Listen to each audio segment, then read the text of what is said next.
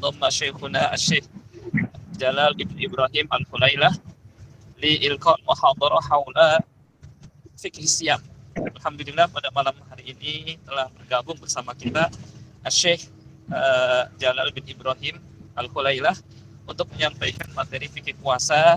Dan sebelum fikih puasa dimulai, ya, mungkin sekedar informasi dari saya dari kampus bahwa kajian bersama masyayikh kita adakan setiap bulan, ya, bersama para ulama Timur Tengah.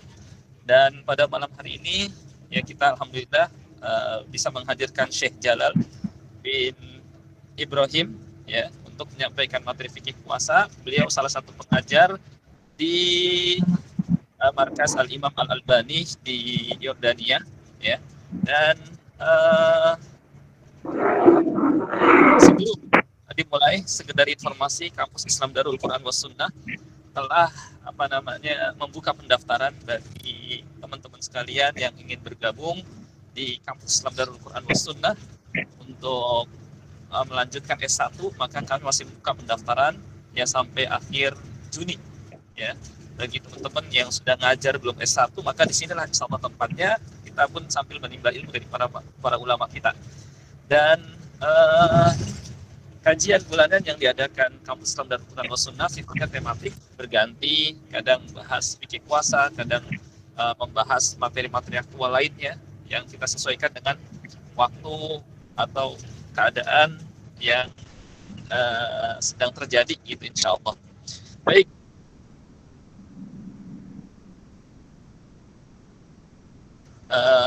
Mungkin kita langsung sapa Syekh. Assalamualaikum ya Syekhana. وعليكم السلام ورحمة الله وبركاته. نعم. عفوا منكم يا شيخ، إذا يعني الآن الناس ما زالوا يعني يتأخرون، لأنهم يصلون بعد العشاء آنفا، يعني بعد الرجوع من المساجد أو من الصليات، لذلك تأخروا لحضور في هذه المجموعة. لكن لا بأس إن شاء الله، بعد لحظات سينضم الكثير إن شاء الله من طلاب الجامعة وأيضا من العوام. الآن أفوض إليك لإلقاء المحاضرة، وأرجو أن ممكن أن تتكلم يعني فقرة حتى أترجم، هكذا يا شيخ. تفضل لإلقاء، فليتفضل مشكورا يا شيخ. نعم. طيب، إن الحمد لله نحمده ونستعينه ونستغفره، ونعوذ بالله تعالى من شرور أنفسنا وسيئات أعمالنا. من يهده الله فلا مضل له، ومن يضلل فلا هادي له، وأشهد أن لا إله إلا الله وحده لا شريك له، وأشهد أن محمدا عبده ورسوله. إن أحسن الحديث كتاب الله، وخير الهدي هدي محمد صلى الله عليه وسلم، وشر الأمور محدثاتها، وكل محدثة بدعة، وكل بدعة ضلالة، وكل ضلالة في النار.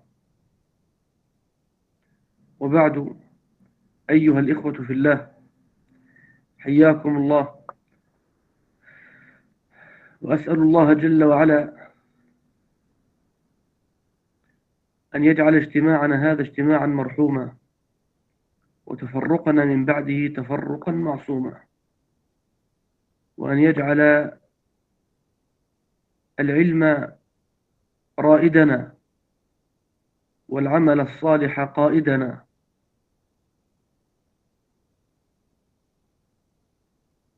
لقاؤنا مع حضراتكم في هذه الليلة المباركة إن شاء الله حول رمضان، والعنوان الذي أعلن من قبل من أحكام الصيام، فنسأل الله تبارك وتعالى التوفيق والسداد والهدى والرشاد. نعم. Baik, setelah beliau menyampaikan hamdalah, dan bersalawat kepada Nabi Sallallahu Alaihi Wasallam. Ya, beliau minta kepada Allah Azza wa Jalla agar perkumpulan kita pada malam hari ini mendapatkan rahmat dari Allah Subhanahu wa taala, dan agar ilmu dapat menuntun kita dan amal ya sebagai panduan kita ya. Dan pertemuan kita pada malam yang semoga Allah berikan keberkahan ini berbicara seputar Ramadan ya, dengan judul Min Ahkamis Siyam, hukum-hukum seputar puasa. Dan kita minta kepada Allah Azza wa Jalla taufik dan sadad ya, sikap yang benar. Ini yang beliau sampaikan. Naam ya Syekh.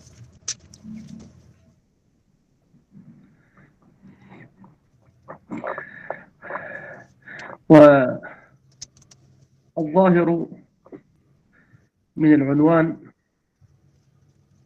كما هو ظاهر أننا سوف نتحدث عن بعض أحكام الصيام الفقهية. نعم.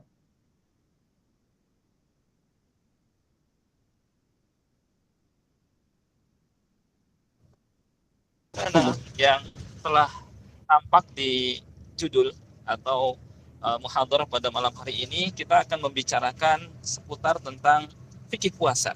Nah, وليعلم أولا أن الصيام، وأعني بالصيام صيام رمضان خصوصا، أن حكمه في الإسلام معلوم من الدين بالضرورة، وهو أن الصيام صيام رمضان ركن من أركان الإسلام، كما قال النبي صلى الله عليه وسلم: بني الإسلام على 5 وذكر منها صيام رمضان. نعم. Baik, beliau menyampaikan bahwa hal yang pertama yang perlu kita ketahui adalah bahwa puasa ini termasuk hal yang sudah maklum, ya, sudah sangat maklum sekali oleh kita. Bahkan termasuk rukun Islam yang 5 yang Nabi Shallallahu Alaihi Wasallam terangkan bahwa Islam dibangun di atas 5 dasar, ya, yang diantaranya adalah puasa di bulan Ramadan. Nah, ولا يختلف علماء الإسلام في أن صيام رمضان واجب من الواجبات، والدليل قوله تعالى: كتب عليكم الصيام كما كتب على الذين من قبلكم. فقوله كتب أي فرض وصار واجبا لازما حتما في حقكم. نعم. Yang berikutnya adalah bahwa para ulama tidak berbeda pendapat ya terkait dengan kewajiban puasa ya, sebagaimana firman Allah Azza wa Jalla, kutiba alaikumusiyam, yakni furidah, diwajibkan ya, hakun alaikum, wajib bagi kalian untuk berpuasa sebagaimana puasa juga diwajibkan atas orang-orang sebelum kalian. Nah, كما لا يختلف أهل العلم أن الصوم شهر كامل، وأن الشهر يمكن أن يكون 29 يوما ويمكن أن يكون 30 يوما. نعم. Sebagaimana para ulama juga tidak berbeda pendapat bahwa puasa yang kita lakukan selama 30 hari, selama sebulan penuh, dan sebulan itu bisa 29 hari, bisa juga 30 hari. Nah, وإنما يجب الصوم ويجب الفطر برؤية الهلال، وذلك لقول النبي صلى الله عليه وسلم: صوموا لرؤيته، يعني الهلال، وأفطروا لرؤيته، يعني الهلال. أما الهلال الأول فهلال رمضان، وأما الهلال الثاني فهلال شوال. نعم. Baik, terkait dengan kewajiban puasa itu didasari oleh ru'yatul hilal, yakni hilal bulan sabit tanda tanggal 1 Ramadan. berdasarkan sabda Rasulullah sallallahu alaihi wasallam, sumu li ru'yatihi wa aftiru li ru'yatihi. Berpuasalah karena melihatnya dan berbukalah, yakni Idul Fitri karena melihatnya. Ru'yat yang pertama yakni ru'yat hilal Ramadan. Sedangkan ru'yat yang kedua adalah hilal bulan Syawal. Nah, والله تبارك وتعالى يقول فمن شهد منكم الشهر فليصمه وتتحقق شهادة الشهر بشهادة عدلين رجلين اثنين فإذا رآه رجلان عدلان وشهدا عند القاضي فقبلت شهادتهما بشروطها فإنه يلزم الأمة أن تصوم لرؤيته. نعم. demikian pula berdasarkan firman Allah Azza wa Jalla, "Faman syahida minkumus syahra falyasum." Barang siapa di antara kalian yang melihat menyaksikan bulan Ramadan, maka wajib dia berpuasa. Oleh karenanya, ru'yat hilal itu atau untuk masuknya bulan Ramadan harus dilihat oleh dua orang yang melihat, di mana dua orang ini orang yang adil. Dan kemudian keduanya bersaksi di hadapan qadhi, hakim, dan setelah itu maka hakim ya memutuskan dan umat wajib berpuasa ketika ini. Nah, وينوي المسلم صيام رمضان من أول ليلة عند ثبوت رؤيته. ينوي أن يصوم رمضان كله،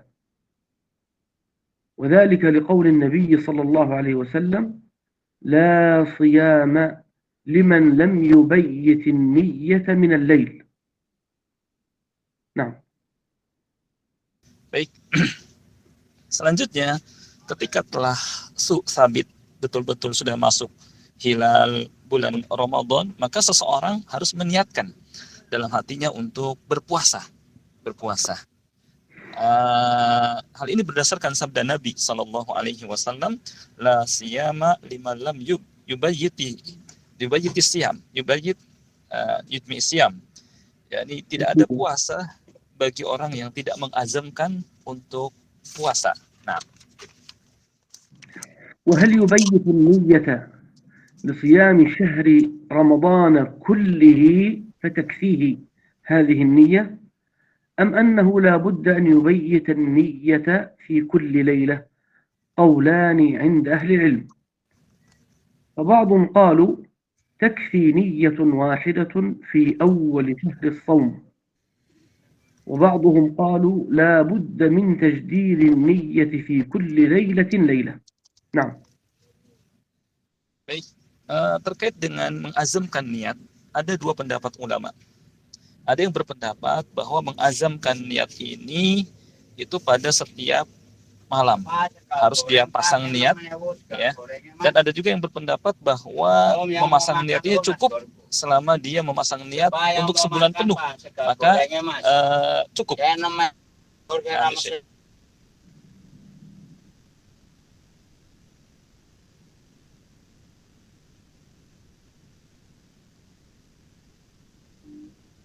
Fadhal ya Syekh. Nah. نعم. ولعل القول الأرجح عند أهل العلم أن نية واحدة في أول شهر الصوم تكفي، وذلك لأن الله تبارك وتعالى اعتبر عبادة الصيام في شهر رمضان عبادة واحدة متصلة، فقال سبحانه فمن شهد منكم الشهر فليصمه، فجعل الصيام في شهر رمضان عبادة واحدة. وكذلك قال كتب عليكم الصيام، فجعل الصيام في شهر رمضان عبادة واحدة. وإذا كانت عبادة واحدة فإن نية واحدة في أول الشهر تكفي. نعم. Baik. Sebagian ulama yang berpendapat cukup niat untuk sebulan penuh itu karena puasa adalah ibadah yang muttasilah dalam satu bulan. Karena Allah Azza wa Jalla berfirman, "Faman syahida minkumus syahr." Siapa di antara kalian yang menyaksikan bulan, yakni 1 bulan. Menunjukkan demikian pula, dan siam adalah satu ibadah. Ya, demikian pula ketika Allah Azza wa Jalla berfirman, "Kutiba alaikumus syiyam." Diwajibkan atas kalian berpuasa, yakni sebuah ibadah. Oleh karenanya cukup niat ya untuk sebulan penuh. Nah, afwan ya Syekh. Alhamdulillah sadiqi alladhi yutarji muhadarataka hadhihi al-lailah qad indama insyaallah lidzalika insyaallah huwa alladhi yuwasil tarjamah wa ana astami. Nantadir. أهلا بكم. Ustaz أهلا Farian, وسهلا بكم جميعا Ustaz وبارك Farian, الله وجزاكم الله. أهلا Ustaz بكم Farian. شيخنا الفاضل الشيخ جلال. Naam. ما شاء الله. Tafadhal كيف ya حالك Ustaz يا Farian? شيخنا؟ حياكم الله حياكم الله بارك الله فيكم. ما شاء الله. نكمل إن شاء الله. معذرة لشيخنا الفاضل لأن العشاء متأخرة في منطقتي يعني. ما شاء الله. نعم تفضل يا شيخنا الفاضل التواصل المحاضرة. قلنا وتكفي نية واحدة في أول شهر الصوم إلا إذا انقطعت تلك النية، كالذي يصوم من أول الشهر ينوي فيصوم ثم يفطر لعارض، سواء أفطر لعذر أو لغير عذر، ثم أراد أن يصوم اليوم الذي يليه، فإنه لا بد من تجديد النية مرة أخرى. نعم. Nah, Syekh menyebutkan bahwa secara hukum asal niat Ramadan di awal Ramadan itu sudah mencukupi, sebagaimana tadi ayatnya sudah disebutkan, faman syahida minkumus syahra falyasum. Maka secara hukum asal niat di awal Ramadan itu sudah mencukupi, kecuali jika niat tersebut terpotong di tengah bulan, ya apakah dia karena uzur atau bukan karena uzur sama sekali, maka ketika dia mengawali puasanya lagi, maka dia ya perlu untuk meniatkan puasa yang baru. Tafadhal ya Syekhana. ثم يمسك عن سائر المفطرات وذلك منذ طلوع الفجر الصادق. نعم. Yang kemudian Syekh menyebutkan bahwa di antara hakikat ibadah puasa itu menahan dari segala macam pembatal puasa yang waktunya itu dimulai dari sejak terbit fajar. ونعرف الفجر الصادق من الكاذب بواحد من أمرين اثنين. أما الأمر الأول فلمن اعتاد ذلك وألفه وعلمه وتعلمه، وهو التفريق بالنظر. فالفجر الكاذب علامته أنه يخرج ضوء ساطع عمودي في السماء. قال النبي صلى الله عليه وسلم: إنه كذنب السرحان. السرحان حيوانات له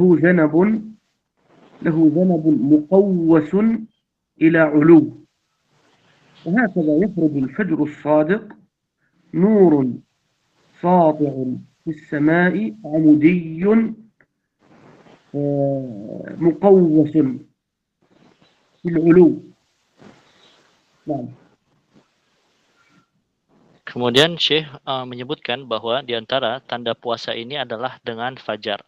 Ya perlu diketahui bahwa fajar ini dua macam, ya fajar kadzib dan juga fajar shadiq. Ya, fajar kadzib itu bukan fajar yang sebenarnya, fajar shadiq itulah fajar yang sebenarnya. Ya, maka tandanya itu fajar shadiq. Kemudian Syekh merinci tanda dari fajar kadzib atau yang bukan sebenarnya itu, bahwa dia adalah bentuknya tegak lurus ya. Dia bentuknya adalah tegak lurus vertikal seperti ekor rubah ya. Dia adalah cahaya yang membengkok ke arah atas ya secara vertikal tegak lurus. Adapun ya kalau fajar shadiq, fajar yang sebenarnya yang itu pertanda waktu sudah mulainya berpuasa, maka itu adalah cahaya fajar yang horizontal. Ya, yang horizontal melintang di ufuk. Tafadhal Syekhana. أما الفجر الصادق فإنه يخرج بعد الفجر الكاذب بوقت تقريبا من 10 دقائق إلى ربع ساعة. يخرج الفجر الصادق ضوء معترض في السماء، يعني أنه أفقي، يأتي في الأفق، يعني بين الأرض وبين السماء، كأنه خط من نور، كأنه خط أفقي من نور. هذا هو الفجر الصادق الذي ذكره الله في كتابه، حيث قال: وكلوا واشربوا حتى يتبين لكم الخيط الأبيض من الخيط الأسود من الفجر. نعم. Ya, sebagaimana Syekh melanjutkan bahwa hakikat tanda puasa yang sebenarnya itu adalah fajar shadiq. Ya, Syekh kembali memperinci tentang fajar shadiq ini bahwa dia adalah cahaya yang ufuki, yakni dia horizontal. Ya, melintang di horizontal di ufuk. Ya, ufuk itu adalah perbatasan antara pertemuan daratan dengan langit. Ya, maka dia fajar shadiq itu dia bagai garis berkas cahaya ya di ufuk pertengahan antara langit dan bumi tersebut. Maka inilah fajar yang ini, yakni fajar shadiq, inilah yang dimaksud dalam firman Allah Subhanahu wa taala, wa kulu washrabu hatta yatabayyana lakumul khaytul abyadu minal khaytil aswadi minal fajr. Silahkan kalian makan dan minumlah ya hingga ya terbit ya benang putih fajar dari kegelapan malam. ويمكن أن نعرف الفجر الصادق من الفجر الكاذب بأذان المؤذن الثقة. والمقصود من الأذان الثاني وليس الأذان الأول، وذلك لقول النبي صلى الله عليه وسلم: وكان عنده مؤذنان، بلال يؤذن الأذان الأول، وابن أم مكتوم يؤذن الأذان الثاني. فقال صلى الله عليه وسلم: إن بلالا يؤذن بليل، فكلوا واشربوا حتى يؤذن ابن أم مكتوم. نعم.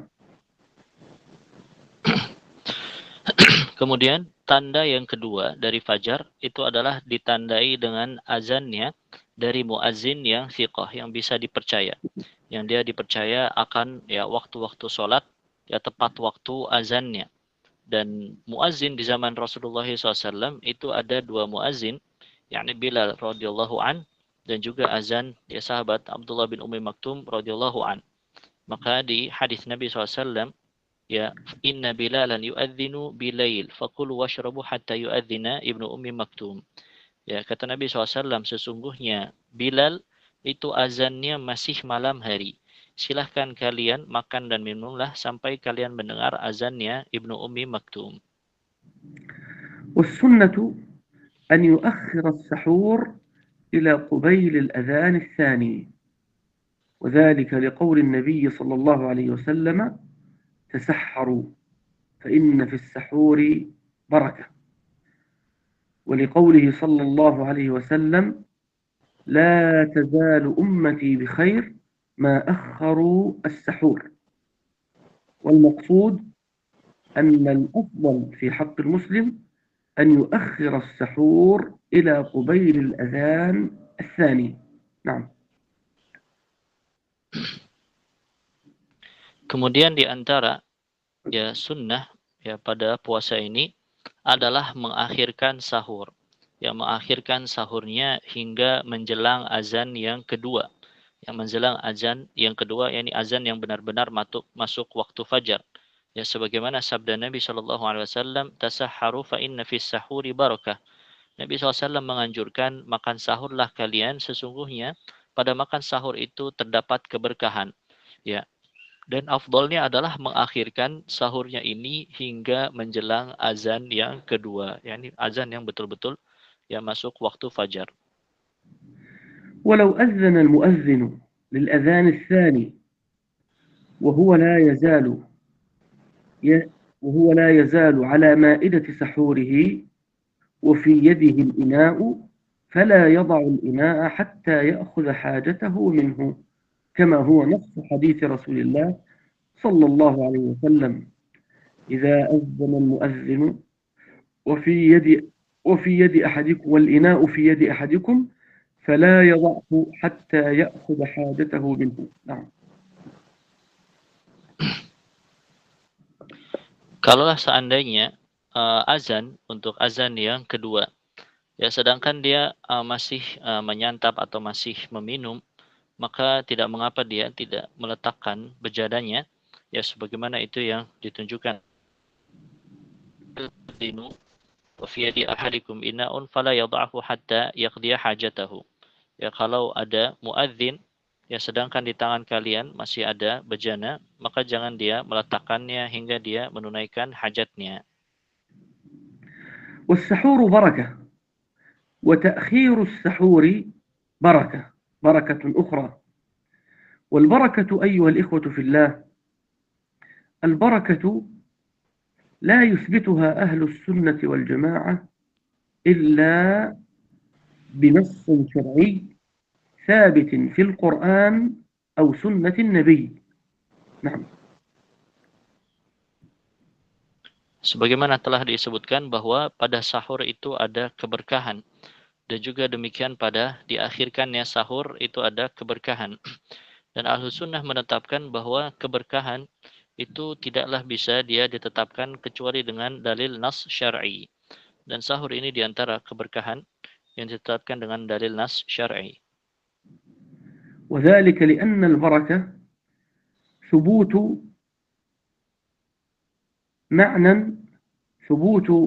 نفع معنوي غيبي لا يطلع عليه الإنسان إلا أن يطلعه عليه ربه سبحانه وتعالى. نعم. Ya, kenapa keberkahan itu tidak bisa ditetapkan kecuali dengan nas syar'i? Karena hakikat keberkahan itu adalah sesuatu yang sabit secara maknawi, lagi dia gaib. Ya, lagi dia perkara yang gaib. Maka tentang perkara yang gaib seperti ini tidak ada yang mengetahuinya kecuali Allah Subhanahu wa taala. Ya, oleh karena itu Allah yang mengetahuinya, maka itu ditetapkan ya harus dengan dalil nas syar'i. والعجيب أن الله تبارك وتعالى خلق من الأشياء أشياء متشابهات، ثم انتقى منها شيئا وجعله مباركا. دل ذلك على أن التشابه في هذه الأشياء في الأمور الظاهرة، والاختلاف في الأمور الغيبية، والذي يعلم الغيب والشهادة هو الله سبحانه وتعالى. ومن ذلك أن الله تبارك وتعالى خلق الذوات والأشخاص جميعا، فانتقى واختار منها محمد صلى الله عليه وسلم وجعله نبيا مباركا، كما خلق الشهور واختار منها رمضان فجعله شهرا مباركا، وكما خلق الماء كله واختار منه ماء زمزم فجعله ماء مباركا، وهكذا. Ya, di antara keberkahan ini ada perkara yang menakjubkan. Allah Subhanahu wa taala ciptakan makhluknya, beberapa makhluknya sebenarnya itu memiliki keserupaan. Ya, memiliki keserupaan yang satu dengan yang lainnya yang itu masih sejenis. Maka tetapi Allah Subhanahu wa taala menjadikan ya sebagiannya memiliki keberkahan. Ya, sebagiannya memiliki keberkahan sehingga hal-hal ini secara kasat mata dia adalah hal-hal yang serupa atau dia hal-hal yang mirip. Akan tetapi dia berbeda dalam hal perkara yang gaib. Ya, dia berbeda dalam hal perkara yang gaib, yakni yang memiliki keberkahan. Di antara manusia, Allah Subhanahu wa taala menciptakan manusia. Akan tetapi Allah Subhanahu wa taala jadikan Nabi Muhammad sallallahu alaihi wasallam yang penuh dengan keberkahan. Ya, manusia yang paling agung. Dan Allah juga Subhanahu wa taala menciptakan bulan-bulan. Ya, bulan itu ada 12 bulan. akan tetapi Allah Subhanahu wa taala pilih bulan Ramadan, bulan yang penuh dengan keberkahan. Demikian pula Allah Subhanahu wa taala ciptakan berbagai macam air. Ya, air berbagai macamnya, akan tetapi Allah pilih air Zam-Zam itu yang penuh dengan keberkahan. ومن بركة السحور أولا الطعام نفسه الذي تأكله جعله الله تبارك وتعالى مباركا، كما قال النبي صلى الله عليه وسلم: عليكم بهذه الأكلة المباركة السحور. فطعام السحور نفسه يجعله الله تبارك وتعالى مباركا. نعم. Di antara keberkahan yang ada pada sahur itu sendiri adalah makanannya itu sendiri. Ya, makanan yang kita santap pada santapan sahur, yaitu sejatinya itu saja sudah merupakan keberkahan. Sebagaimana hadis Nabi SAW, alaikum bil aklatil mubarakah. Hendaknya kalian makan makanan yang penuh dengan keberkahan, yakni makan sahur. وكذلك عمله، يعني الفعل الذي يقوم به المتسحر أيضا هو عمل مبارك، لقوله صلى الله عليه وسلم: تسحروا فإن في السحور بركة. وهذا يشمل المأكول وعملية الأكل. نعم. Ya, di antara keberkahannya adalah pada amalan sahur itu sendiri, yakni pada amalan perbuatan ya seseorang ya memakan sahurnya, menyantap sahurnya, maka perbuatannya itu juga terhitung sebagai keberkahan. Sebagaimana hadis Nabi SAW yang lalu, tasahharu fa inna fis sahuri barakah.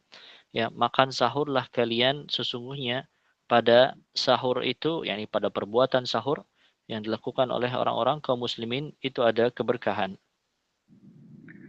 ومن بركته مخالفة المشركين من اليهود والنصارى، فإن النبي صلى الله عليه وسلم يقول: فرق بيننا وبين أهل الكتاب، يعني في الصيام، أكلة السحر. نعم. Di antara juga perbedaannya atau keberkahannya adalah perbedaan puasa kaum muslimin dengan orang-orang kafir. Ya, orang-orang kafir, ya kaum musyrikin, kaum Yahudi, Nasrani, ada kalanya mereka ada juga puasa. Akan tetapi pada puasa mereka itu tidak ada tidak ada makan sahur. Maka makan sahur ini adalah sebagai pembeda puasa antara kaum muslimin dengan puasanya ya orang-orang kafir, di mana hadis Nabi SAW ya bahwa aklatus sahur, ya makan sahur itu adalah ya farqun, pembeda antara puasa kita dengan mereka.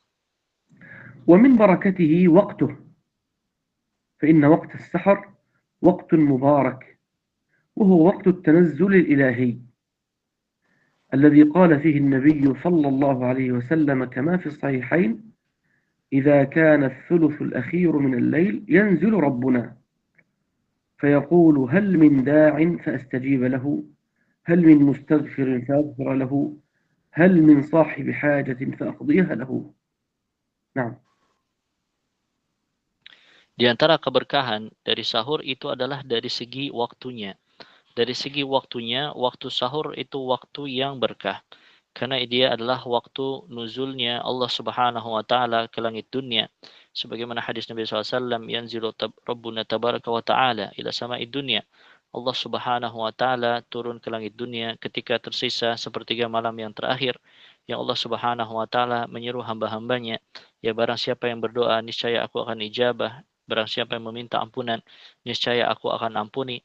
Maka ini waktu yang penuh dengan keberkahan karena bertepatan dengan waktu nuzulnya Allah Subhanahu wa taala. ومن بركة السحور الإعانة على أداء صلاة الفجر، فإنه من استيقظ في هذا الوقت وأخر السحور، لا كما يفعل كثير من الناس يتسحرون قبل النوم، من أخر السحور فإنه يعان على صلاة الفجر سيما جماعة. نعم. Di antara keberkahan ya sahur ini bahwa dia membantu dalam sholat fajar, ya bahkan sholat fajar berjamaah.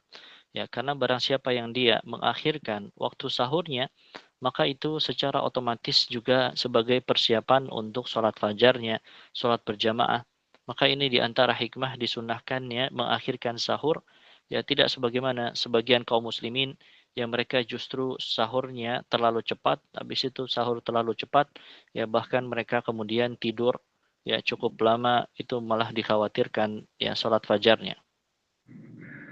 ومن بركته أيضا الإعانة على أداء عبادة الصيام وغيرها من العبادات في نهار الصوم بقوة ونشاط. والله تبارك وتعالى يحب العبد المؤمن القوي، كما قال سبحانه وتعالى: خذوا ما آتيناكم بقوة. نعم. Ya, di antara juga hikmah dari sahur ini bahwa dia memperkuat seseorang dalam melaksanakan ibadah puasa Ramadan. Ya, memperkuat seseorang dalam melaksanakan ibadah puasa Ramadan, dan sebagaimana telah sabit dari hadis Nabi SAW, ya Allah Subhanahu wa taala yuhibbul abda al-qawi. Allah mencintai hamba yang kuat. Ya, ini terutama kuatnya dalam beribadah tersebut.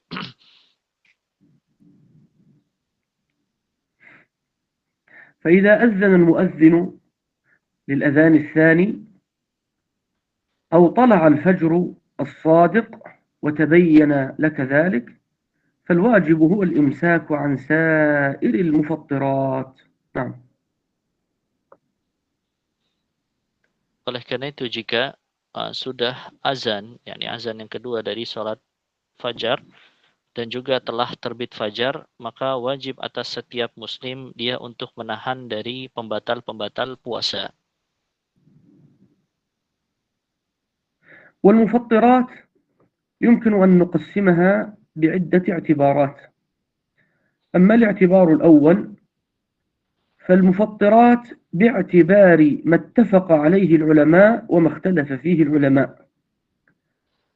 أما ما اتفق عليه العلماء فالمفطرات هي الطعام والشراب ووضع الشهوة، وهذا القدر الذي اتفق عليه علماء الإسلام منصوص عليه في كتاب الله وسنة النبي صلى الله عليه وسلم.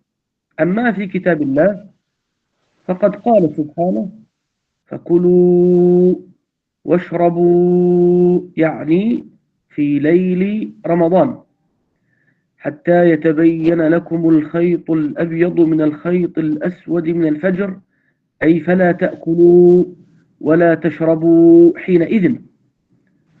هذان أمران.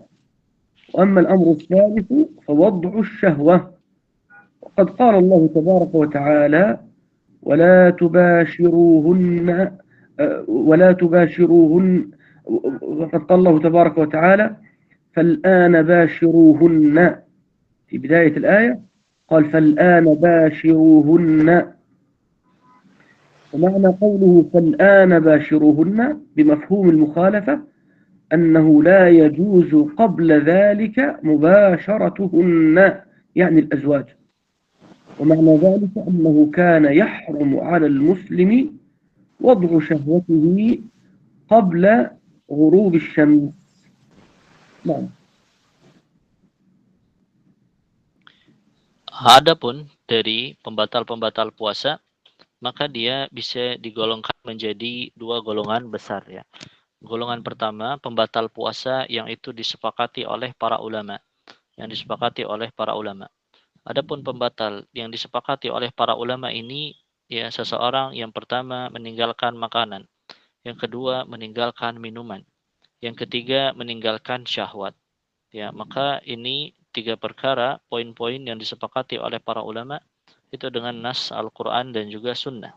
Ya, adapun meninggalkan makanan dan minuman, ya sebagaimana dalam firman Allah Subhanahu wa taala, ya wa kulu washrabu hatta yatabayyana lakumul khaytul abyadu minal khaytil aswadi minal fajr. Ya, maka silahkan kalian makan dan minumlah ya hingga terbit tiap fajar, ya terang putih dari benang kegelapan malam. Ya, adapun meninggalkan syahwat, maka itu sebagaimana potongan firman Allah Subhanahu wa taala yang sebelumnya, ya, fal'ana bashiruhunna wabtaghu ma kataballahu lakum. Adapun sekarang, yakni sekarang ini maksudnya di malam hari. Ya, sekarang itu maksudnya adalah di malam hari, maka silahkan kalian mubasyarah, ya, bercumbu dengan istri kalian, dan silahkan, ya, harapkan anak-anak dari hubungan tersebut. Ya, maka ayat itu adalah izin untuk berhubungan suami istri di malam hari. Ya, secara mafhum mukhalafah, maka ketika dia di siang hari, hal itu adalah terlarang. تفضل يا شيخنا. وكذلك في أول الآية قوله أحل لكم ليلة الصيام الرفث إلى نسائكم، والمعنى أنه حرم عليكم في نهار الصيام الرفث إلى نسائكم. نعم. Demikian juga hal ini ditunjukkan oleh, ya, makna awal dari ayat ini, uhilla lakum lailatas siyamir rafathu ila nisaikum. Dihalalkan bagi kalian, ya, pada malam bulan puasa untuk berbuat rafath, yakni, ya, berhubungan suami istri dan juga bercumbu. فقد ذكرت المفطرات الثلاث في آية واحدة، وقد ذكرت كذلك جميعا في حديث واحد، وهو الحديث القدسي الذي يرويه عن ربه النبي، حيث يقول: قال الله تعالى: كل عمل ابن آدم له إلا الصوم فإنه لي وأنا أجزي به، إلى أن قال: يضع طعامه وشرابه وشهوته من أجلي. فالطعام والشراب معروفان، والشهوة معناها أن يقضي وطره، سواء قضاه بحلال أو بحرام، سواء أيضا قضاه بأي طريقة من الطرق إذا كان باختياره وإرادته، إلا أن يكون نائما في نهار رمضان فيحتلم، فإن ذلك لا يفطر. نعم. Kemudian Syekh kembali menjelaskan bahwa perkara pembatal yang disepakati ini itu telah disebut Allah Subhanahu wa taala mansuskan dalam satu ayat penuh, ya. Satu ayat penuh, yakni ayat firman Allah, uhilla lakum lailatas siyami rafathu ila nisaikum ila akhir ayat, sampai yang bagian wa kulu washrabu hatta yatabayyana lakumul khaytul abyadu. Maka itu pembatal puasa terkumpul dalam satu ayat. Dan pembatal puasa yang disepakati ini pula yang disebut oleh Rasulullah SAW dalam hadis qudsi. Ya, dalam hadis qudsi, kullu amali ibni Adam lahu illa siyam fa innahu li wa ana ajzi bih. Ya, semua amalan anak Adam itu adalah untuknya, kecuali puasa, kecuali siyam, maka itu untukku, kata Allah Subhanahu wa taala. Ya, kemudian Allah menyebutkan si hamba yang berpuasa ini, yada'u ta'amahu wa syarabahu wa syahwatahu min ajli. Si hamba ini, kenapa Allah memberikan pahalanya secara langsung, tidak dari malaikat? Karena si hamba ini meninggalkan makanannya, minumannya, dan syahwatnya karena aku. Ya, di sini meninggalkan syahwat, kata Syekh menjelaskan syahwat di sini secara umum, apakah itu syahwat yang halal ataupun yang haram, selama itu adalah syahwat yang dia lakukan secara sukarela tanpa paksaan, maka itu membatalkan di bulan Ramadan. Kecuali kalau seseorang itu mimpi basah di siang hari, maka itu tidak membatalkan. Tafadhal Syekh. هذا كله بالنسبة إلى المفطرات المنصوصة في القرآن والسنة والمتفق على كونها مفطرات. والقسم الثاني هي مفطرات مختلف فيها بين أهل العلم وهي غير منصوصة. وقبل أن ننتقل إلى هذا القسم الثاني أذكر أن الاستنشاق يلحق أن دخول الماء من الأنف دخول الماء من الأنف إلى الجوف مفطر، وهو منصوص عليه أيضا، كما قال النبي صلى الله عليه وسلم: وبالغ في الاستنشاق إلا أن تكون صائما، أي إلا أن تكون صائما فلا تبالغ، وليس فلا تستنشق، لأن المحذور هو المبالغة في الاستنشاق التي تؤدي إلى وصول الماء إلى الجوف. نعم. Di antara juga yang perkara disepakati, ya sebagaimana telah disebutkan di awal bahwa pembatal itu ada yang disepakati para ulama, yang itu mansus, ada yang diikhtilafkan oleh para ulama. Kemudian Syekh membawakan juga satu poin yang ini sebenarnya juga mansus, walaupun dia hanya mansus di hadis, tidak di dalam Quran. Di antara adalah mubalaghah fil istinsyaq. Seseorang dia bersungguh-sungguh dalam hal istinsyaq, maka itu sejatinya terlarang dilakukan ketika dalam berpuasa. Sebagaimana hadis Nabi SAW, balik fil istinsyaq illa an takuna sa'ima. Bersungguh-sungguhlah dalam istinsyaq kecuali kalau kalian berpuasa. Yang terlarang ketika berpuasa bukan istinsyaqnya, akan tetapi yang terlarang adalah bersungguh-sungguh, ya, berijtihad, mubalaghah dalam hal istinsyaq ketika dalam kondisi puasa, maka ini juga mansus di dalam hadis. أما المفطرات المختلف فيها وهي غير منصوصة فهي كثيرة في الحقيقة، وهي التي يقع فيها السؤال، وذلك مثل القطرة، سواء قطرة العين أو قطرة الأذن، وكذلك الحقنة الشرجية، وكذلك الحقن الدوائية الوريدية أو حقن الأنسولين، أو الحقنة المغذية. فهذه كلها مختلف فيها، ولنا أن الأصل عدم المفطر إلا إذا دل الدليل الصحيح عليه، وذلك يا إخواني أننا إذا قلنا إن هذا الشيء مفطر فقد أبطلنا عبادة المسلم، وهذا ما لا يجوز الإقدام عليه إلا بحجة تغني عنا يوم القيامة بين يدي الله تبارك وتعالى. فإذا كنا نملك الدليل الواضح البين حكمنا بأنه من المفطرات، وإلا فلا، لأن الأصل عدم المفطر. نعم. Di antara pembatal yang itu diikhtilafkan oleh para ulama, maka itu sebenarnya banyak sekali, ya. Dan ini perkara-perkara yang biasanya dipersisikan dan juga banyak ditanyakan oleh kaum muslimin.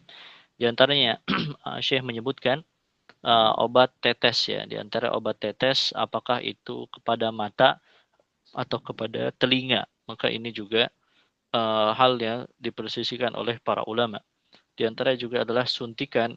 Apakah itu suntikan al-hukna as-sarjiyah ma hiya ya Syekhana?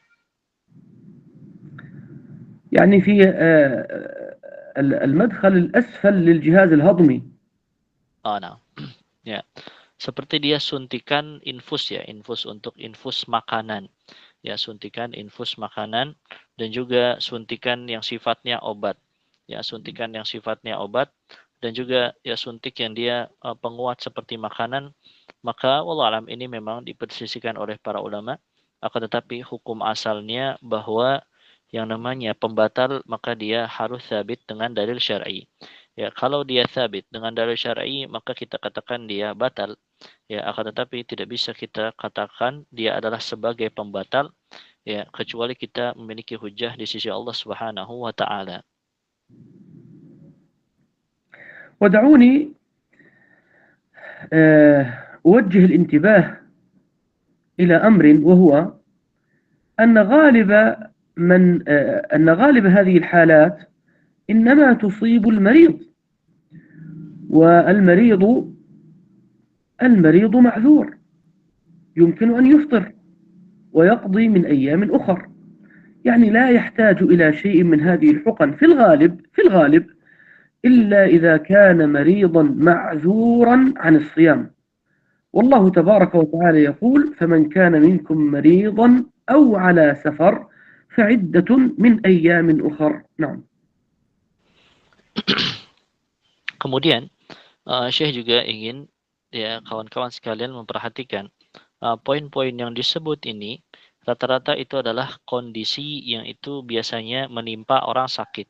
Ya, kondisi-kondisi yang butuh suntikan segala macam, suntikan makanan dan lainnya itu adalah ya yang menimpa orang sakit. Sedangkan pada perkara sakit Allah Subhanahu wa taala telah berfirman, "Wa man kana minkum maridan aw 'ala safarin fa'iddatun min ayyamin ukhra." Barang siapa yang dia sakit atau dia dalam keadaan safar, maka dia boleh untuk mengganti di hari lain. Ya, maka hal-hal ini adalah biasanya berdekatan dengan uzur sakit. والذي اخترناه من أن هذه الأمور لا تفطر، وإن كان الخلاف فيها واقع بين الأئمة والعلماء، هو اختيار كثير من المحققين كشيخ الإسلام ابن تيمية رحمه الله. نعم. Yang Syekh pilih bahwa dari perkara-perkara ini bahwa dia tidak sebagai pembatal puasa. Ya, dia bukanlah sebagai pembatal-pembatal puasa. Ya, dari suntikan-suntikan ini wallahualam ini juga ya kata Syekh itu makna dari qaul sebagian muhaqqiqin yakni Syekhul Islam Ibnu Taimiyah. إلا أن الناس قد اختلفوا في أمور غير هذه، والخلاف فيها ضعيف ولا ينبغي أن يختلف فيها، وهي أمور زائدة على ما ذكرنا، مثل أن يقول بعضهم إن المشي في الشارع واستنشاق الغبار ولو بغير قصد يفطر، أو استنشاق الدخان، دخان السيارات والدخان المنبعث من النيران والمصانع ولو بغير قصد أنه مفطر، ووضع الإصبع في الفم أو التسوك أنه يفطر، وتذوق الطعام ثم إخراجه من الفم يقول بعضهم أنه يفطر. وهذه أمور من المبالغات والمجازفات ومن المبالغات والتشديد، والله تبارك وتعالى نهانا عن التشديد في الأمر كله. نعم. Ya, pembatal-pembatal yang diikhtilafkan sejatinya ini memang banyak dan memang ini masuk ranah ya perselisihan para ulama. Ya, akan tetapi ada poin-poin Syekh ingin mengingatkan di sini, ada poin-poin yang khilafnya itu dhaif sebenarnya. Ya, khilafnya itu adalah dhaif di antaranya ya perkara berjalan ya di jalan ya atau siang hari, jalan-jalan di siang hari. Ya, maka itu sebagai pembatal. Atau misalnya menghisap rokok ya, menghisap rokok maka itu tidak batal. Maka ini qaul yang aneh ya, menghisap rokok itu tidak batal, atau bersiwak maka itu terhitung batal. Ya, atau merasakan menyicipi makanan ya bagi ibu-ibu yang memasak maka itu terhitung batal. Maka Syekh mengingatkan ya walaupun memang ada khilaf di sini akan tetapi ini khilaf yang dhaif, maka tidak sepatutnya bersikap mubalaghah dalam hal ini, yakni memilih qaul-qaul yang dhaif tersebut. Ya, tafadhal ya Syekh. ويمكن أن نقسم ما يمسك عنه الصائم باعتبار آخر. كان التقسيم بالاعتبار الأول ما يمسك عنه الصائم بلا خلاف وما يمسك عنه الصائم مع الخلاف. أقول الآن ويمكن أن نقسم ما يمسك عنه الصائم باعتبار آخر، وهو ما يمسك عنه الصائم وفيه بطلان صيامه، هذا أولا، وما يمسك عنه الصائم وفيه نقصان صيامه. نعم. Nah, itu tadi adalah pembatal puasa ditinjau dari apakah dia ada khilafnya para ulama atau dia perkara yang disepakati. Ya, bisa juga kita bagi pembagian tapi metode pembagian yang lain, yakni hal yang itu ditahan oleh orang yang berpuasa dan itu bisa berakibat batalnya puasa. Kemudian poin yang kedua, hal yang ditahan oleh orang yang berpuasa akan tetapi itu tidak menyebabkan batalnya puasa, akan tetapi berkurang pahala puasanya. ما يمسك عنه الصائم وفيه بطلان صيامه وهو ما ذكرنا آنفا، وما يمسك عنه الصائم وفيه نقصان أجره وهو الإمساك عن سائر المحرمات كالغيبة والنميمة والبهتان والكذب. نعم. Ya, adapun menahan dari hal yang itu bisa menyebabkan batalnya puasa, maka sebagaimana poin-poin Syekh yang sudah sebutkan, baik itu yang disepakati oleh para ulama maupun yang diikhtilafkan, adapun di antara poin yang itu bisa mengurangi pahala puasa, tapi tidak menyebabkan batalnya puasa, maka segala macam dosa. Ya, segala macam dosa, baik itu dosa-dosa lisan, ya seperti ghibah, namimah, dan lainnya, dan juga dosa-dosa lainnya, berdosa, maka itu adalah mengurangi pahala puasa seseorang, akan tetapi tidak membatalkannya.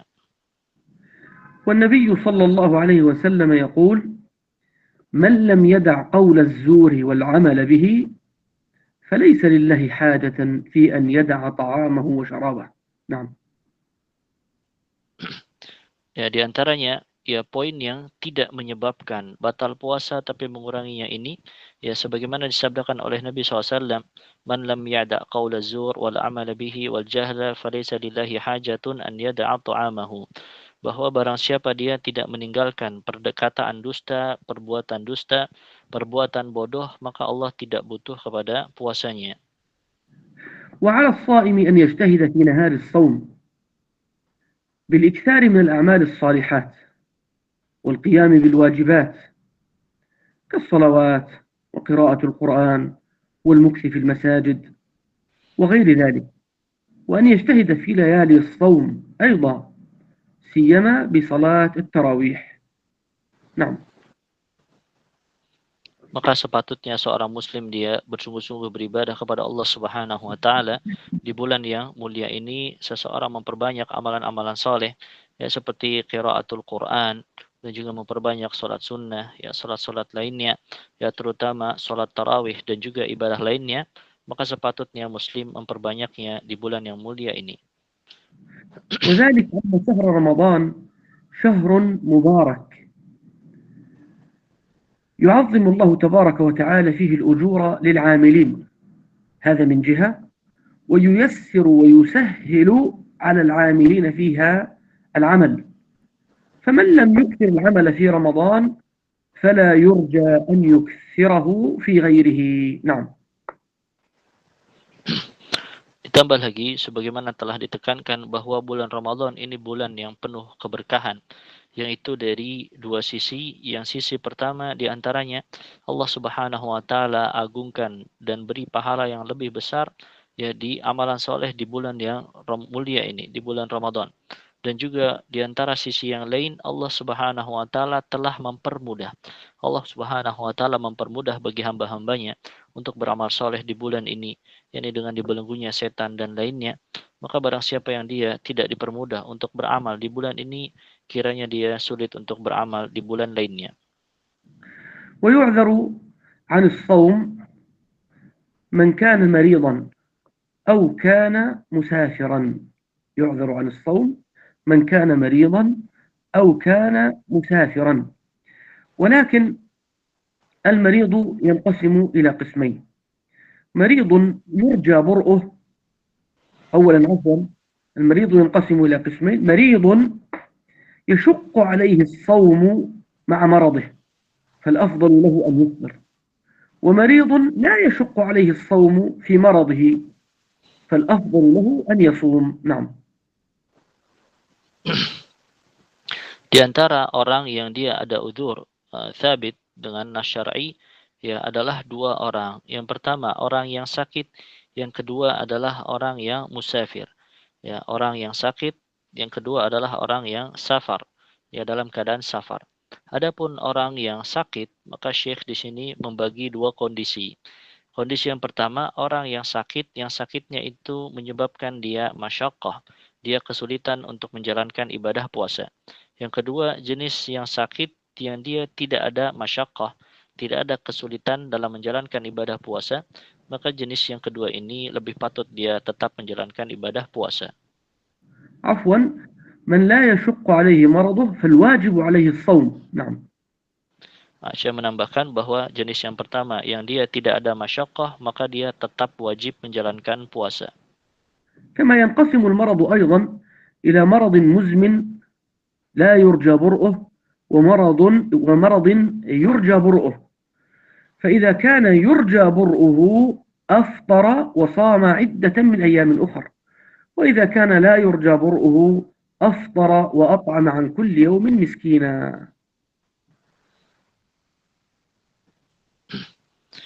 Ya, sebagaimana Syekh juga membagi orang yang sakit, ada kalanya orang yang sakitnya menahun, yang dia tidak diharapkan baginya kesembuhan.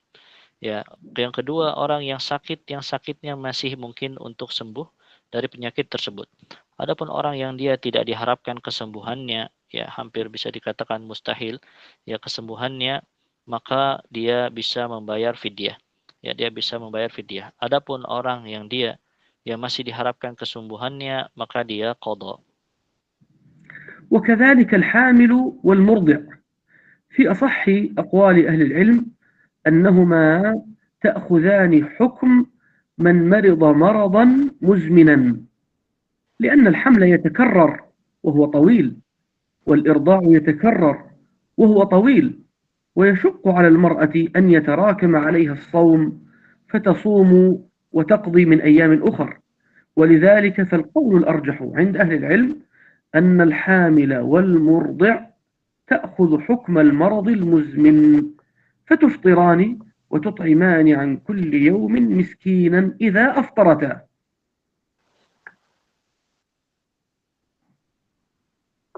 Kemudian Syekh juga mengkaitkan bahasan ini dengan wanita yang hamil dan menyusui. Ya, wanita yang hamil dan menyusui sejatinya juga diikhtilafkan oleh para ulama.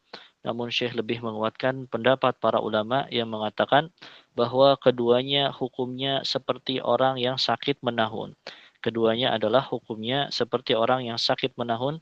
Kenapa? Karena masa hamil dan menyusui jelas itu adalah masa yang panjang. Maka yang lebih rajih wallahu alam, ya mereka berdua ini wanita hamil dan menyusui mengambil hukum orang yang sakit menahun, maka dia membayar fidyah ya atas satu harinya memberi fakir miskin ya makanan. والمسافر إن شق عليه الصيام أفطر وهو الأفضل، وإن لم يشق عليه الصيام ويشق عليه القضاء فيما بعد لأنه سيصومه منفردا لا مع الناس، فالأفضل أن يصوم. قد كان الصحابة رضي الله عنهم يسافرون مع النبي صلى الله عليه وسلم، فمنهم الصائم ومنهم المفطر، ولا يعترض أحدهم على الآخر.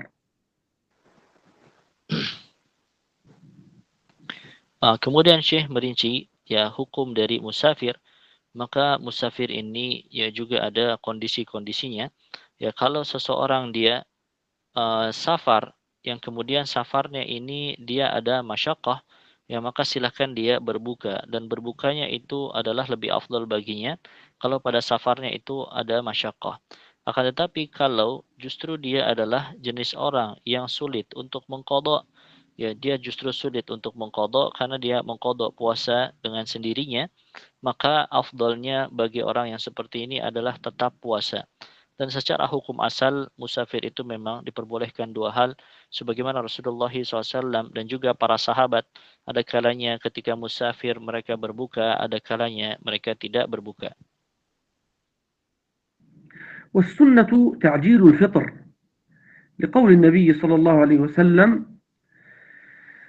إذا أقبل الليل من ها هنا وأشار إلى الغرب، وأدبر النهار من ها هنا وأشار إلى الشرق، وغربت الشمس فقد أفطر الصائم. نعم. Kemudian bagian yang berbuka puasa maka sunnahnya adalah menyegerakan berbuka. Ya, sunnahnya adalah menyegerakan berbuka sebagaimana dalam hadis Nabi SAW, "Idza aqbala al-lailu min hahuna wa adbara asy-syamsu min hahuna faqad aftara shaim." Kalau sudah datang malam hari dari arah sini, yakni dari sebelah barat, dan sudah hilang ya siang hari dari sebelah sini, ya maka sudah waktunya berbuka bagi orang yang berpuasa. ويحرص الصائم على أداء صلاة التراويح في المساجد، لأن النبي صلى الله عليه وسلم يقول: من قام رمضان إيمانا واحتسابا غفر له ما تقدم من ذنبه.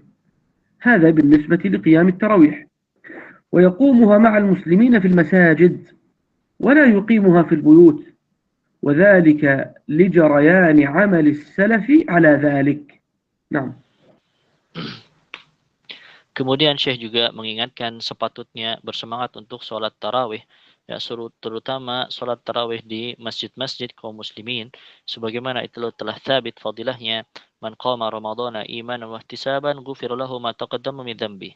Barang siapa dia qiyam Ramadan, yakni tarawih, ya atas dasar keimanan dan juga mengharap pahala, maka diampuni dosa-dosanya yang telah lalu.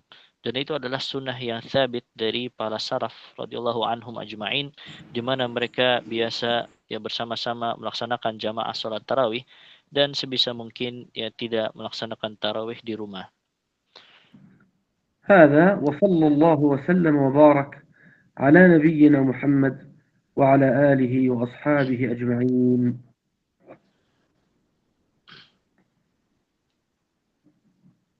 ومن كان عنده سؤال، إذا كان عندكم في الترتيب وفي برنامجكم فلا بأس عندي إن شاء الله. Ya, silakan barangkali ada yang ditanyakan dari para peserta.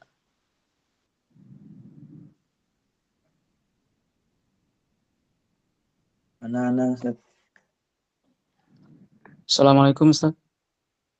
Waalaikumsalam warahmatullahi wabarakatuh. Izin bertanya Syekh Ustaz. Tafadhal. Terkait dengan orang yang sedang sakit dan qadarullah kami baru selesai dari check up rumah sakit untuk sudah ada hasil labnya yaitu kena autoimun tulang belakang dan syaraf, dan barusan dokter bilang saya dianjurkan untuk tidak berpuasa karena harus ada obat yang diminum jam 6 pagi, nggak bisa mundur di saat sahur. Jadi dokter menyarankan saya untuk tidak berpuasa full di Ramadan tahun ini karena harus ada obat yang dipantau dan hanya bisa diminum setiap jam 6 pagi. Mohon saran atau jawabannya dari Syekh. Terima kasih Syekh. Assalamualaikum warahmatullahi wabarakatuh. Waalaikumsalam.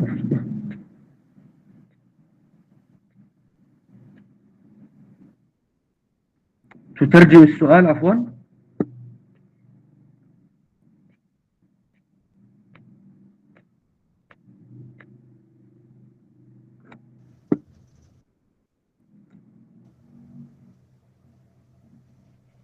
تفضل أستاذ فريان يترجم.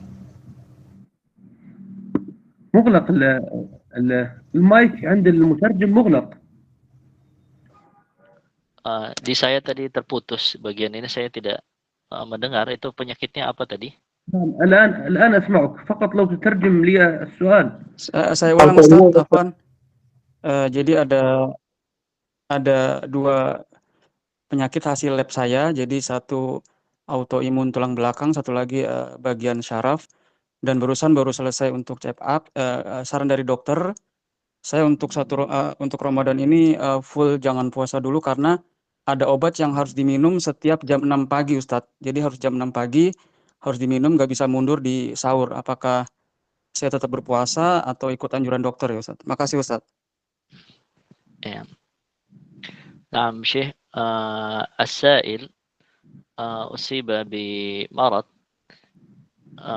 لا أدري ما اسمه بالعربية يعني، لكن هذا يسبب ضعف جسمه وقوة بدنه لدفع المرض، يعني يسمى بالإنجليزية autoimmune. هذا autoimmune لا أدري ما اسمه بالعربية. وهذا المرض قضى الطبيب بأنه عليه أن يشرب الدواء في الساعة السادسة. هذا ترتيب من حيث الوقت. الدواء هذا يشرب في الساعة السادسة صباحا، يعني بعد الفجر. فكيف حاله وكيف حال صيامه؟ الحمد لله. إذا أولا نسأل الله تبارك وتعالى لأخينا السائل أو المسؤول عنه الشفاء العاجل من كل مرض، ولجميع المسلمين وجميع مرضى المسلمين. لكن الجواب على سؤاله، إذا كان مرضه مرضا يتضرر مع الصيام فإنه يجوز له أن يفطر، بل الأفضل في حقه أن يفطر، قول الله تبارك وتعالى: ولا تلقوا بأيديكم إلى التهلكة، ولا تلقوا بأيديكم إلى التهلكة. وأما كون الطبيب يفتيه، فالطبيب لا يفتي. الطبيب لا يفتي. الطبيب يقول لنا ما هي الحالة المرضية، وما مدى يعني تضررها من الصوم وما شابه. لكن الطبيب لا يفتي. نقول هذا لأن بعض الأطباء اليوم للأسف الشديد يتجرؤون فيفتون، وإن كانوا يحترمون في مجالهم العلمي، ولكن ليس مجالهم العلمي أن يفتوا في أمر الشريعة. فالطبيب يخبرنا عن مرضه، عن مرض المريض، وعن مدى مشقة المرض عليه ومدى تضرره بالصيام، ثم يأتي العالم بالشرع فيفتي بأن يصوم أو يفطر. فنقول إذا كان مرضه شاقا عليه أو يؤخر البرء، أو كان المرض هزلا شديدا بحيث لا يقوى مثله على الصيام، أو كان إذا لا يأخذ الدواء في وقت معين ويتحتم أخذه في نهار الصوم، فإنه يجوز له أن يفطر، بل الأفضل له أن يفطر والحالة تلك. نعم. Ya, kepada penanya tadi, Syekh menjawab bahwa kalaulah benar obatnya itu memang diminum jam sekian, ini pada jam 6 pagi, maka Syekh menyebutkan ya silahkan dia berbuka selama masa pengobatan tersebut, ya selama meminum obat tersebut, yakni dia terhitung berbuka puasa, ya sehingga nanti kalau dia sembuh silahkan mengqadha. Kemudian Syekh menyebutkan poin yang kedua di sini bahwa seorang dokter memang perkataannya itu adalah kita percayai mereka terkait dunia medis ya. Terkait dunia medis, terkait dunia kesehatan, maka kita percaya perkataan para dokter tersebut, jazahumullahu khairan. Akan tetapi terhadap perkara syariat, maka sejatinya dokter itu tidak boleh berfatwa. Ya, sejatinya dokter tidak boleh berfatwa terkait hal-hal yang berhubungan dengan syariat. Maka perkara syariat dikembalikan kepada ahlinya, yakni ahli ilmu dalam urusan syariat, dan dokter ya tidak patut untuk berfatwa tentang hal ini. Ya silahkan ya mereka para dokter berfatwa terkait hal-hal yang mereka memang ahli di bidangnya, yakni dalam bidang kedokteran. Nah. Tafadhol, kalau masih ada yang tanyakan lagi dari teman-teman sekalian. Ustadz Afwan, jadi intinya anak tetap puasa aja Ustadz Afwan. Intinya berarti berbuka, tidak terhitung berpuasa. Karena itu waktu yang adalah tidak boleh untuk makan dan minum. Itu terhitungnya berbuka dari fatwa Syekh.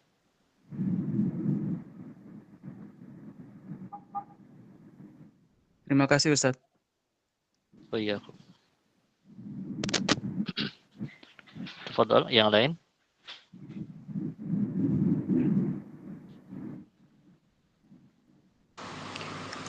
Assalamualaikum Ustadz Afwan, izin bertanya.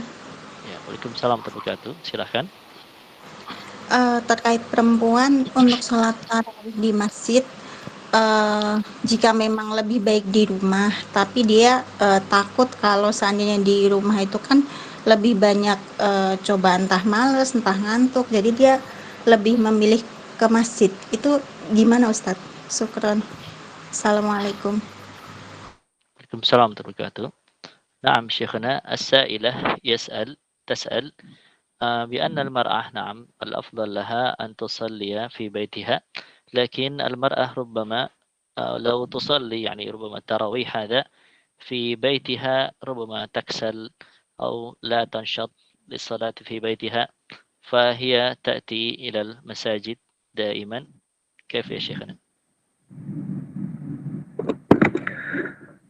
الأفضل في صلاة المرأة أن تكون في بيتها، سواء في ذلك الفريضة والنافلة، لقول النبي صلى الله عليه وسلم: وبيوتهن خير لهن. ولكن إذا طلبت المرأة الذهاب إلى المسجد وخرجت بضوابط الشرع، كأن تكون متسترة متجلببة غير متبرجة ولا متعطرة، وغير مزاحمة ولا مختلطة بالرجال، إلى آخره من ضوابط الشرع، فلا يجوز للرجال أن يمنعوا النساء من الذهاب إلى المسجد، لقول النبي صلى الله عليه وسلم: لا تمنعوا إماء الله مساجد الله، لا تمنعوا إماء الله مساجد الله.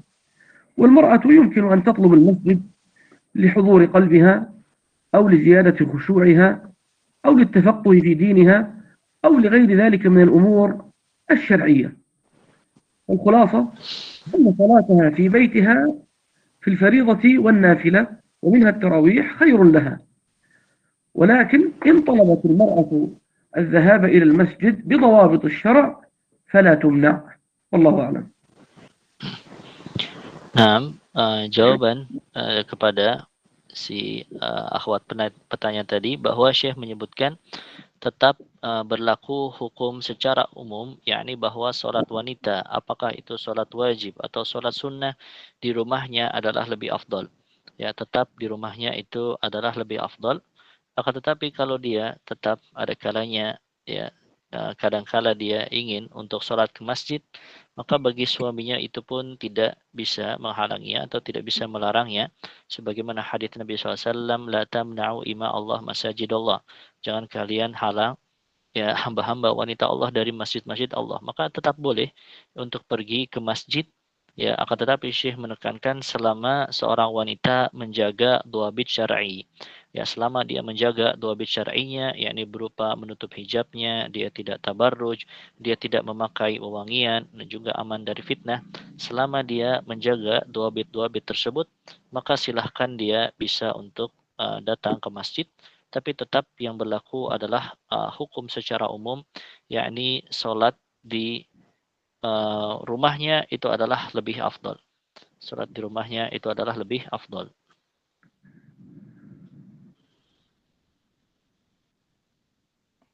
Tafadhol, yang lain mungkin.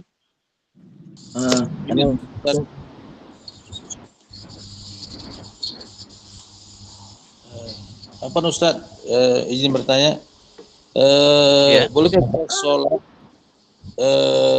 sunnah tarawih di bulan Ramadan melakukannya di rumah, tidak berjamaah, karena sholat tarawih berjamaah di masjid terdapat kebid'ahan, Ustaz?